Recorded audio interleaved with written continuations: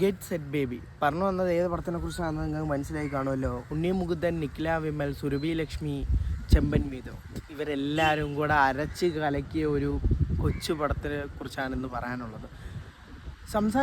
പടത്തിനെ കുറിച്ച് സംസാരിക്കുകയാണെങ്കിൽ ഒരു ചെറിയൊരു ഫാമിലി, ഒരു ഇമോഷണൽ ഡ്രാമ ആണ്.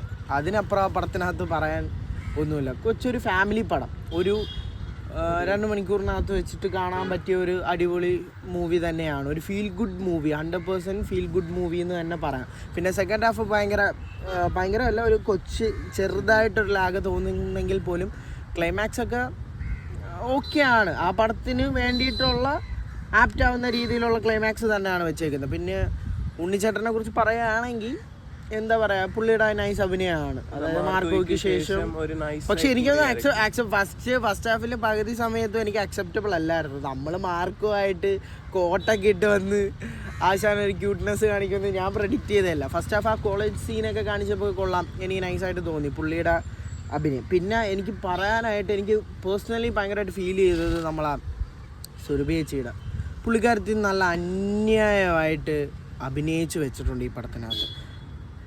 പിന്നെ നോക്കുവാണെങ്കിൽ ഓരോ ക്യാരക്ടറും, അതായത് അതിൽ കൊണ്ടുവന്ന ചെമ്മൻ ചേട്ടൻ്റെ ക്യാരക്ടർ എന്നൊക്കെ പറഞ്ഞു കഴിഞ്ഞാൽ കുറച്ചും കൂടെ നൈസാണ്. പുള്ളിയുടെ ഫസ്റ്റ് എനിക്ക് ഏറ്റവും ഇഷ്ടപ്പെട്ടൊരു ഫ്രെയിമുണ്ട്. പുള്ളി ഗൺ ഫയർ ചെയ്യുന്നൊരു ഷോട്ട് എക്സാക്റ്റ് ആയിട്ട് ടാ എന്ന് പറഞ്ഞൊരു 4-5 വീഡിയോ വെച്ചിട്ടേ ഒന്നും കൊള്ളത്തില്ല.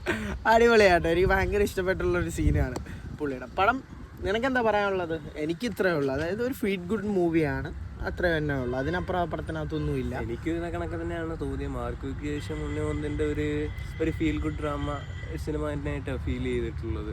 പിന്നെ സുരഭി ലക്ഷ്മി, പിന്നെ അതിനകത്തുള്ള സാംസിയസിൻ്റെ മ്യൂസിക് ഒരു നല്ല ഒരു ഇമ്പാക്റ്റ് തന്നെ തന്നിരുന്നു. കാരണം എന്ന് വെച്ച് കഴിഞ്ഞാൽ അതിനകത്ത് 2-3 ഡെലിവറി ഒക്കെ കാണിക്കുന്ന സമയത്ത് നമ്മളെ നല്ലോണം അതൊരു ഇമ്പാക്റ്റ് ഉണ്ട്, നല്ലോണം ഫീൽ ചെയ്യുന്നുണ്ട് അതിനകത്ത്. ഒന്ന് ടെക്നിക്കൽ വൈസ് നോക്കണേ 100%, സ്ക്രിപ്റ്റ് വൈസ് ആണെങ്കിൽ അതാ ഞാൻ പറഞ്ഞു വന്നത്.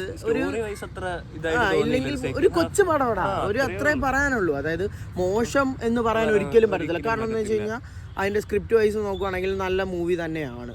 ഒരു നോർമൽ ഒരു കൊച്ചു പടം, അതിനപ്പുറം ഒന്നും പറയാനുമില്ല. ആരും കുറ്റമായിട്ട് എനിക്ക് തോന്നുന്നില്ല. സത്യം പറഞ്ഞു കഴിഞ്ഞാൽ ഈ അടുത്തിടയ്ക്ക് ഇറങ്ങിയ നല്ലൊരു പടത്തിലൊരു കൊച്ചു പടമായിട്ട് ഇത് ചേർത്ത് വെക്കാം എന്നൊരു എനിക്കൊരു തോന്നൽ.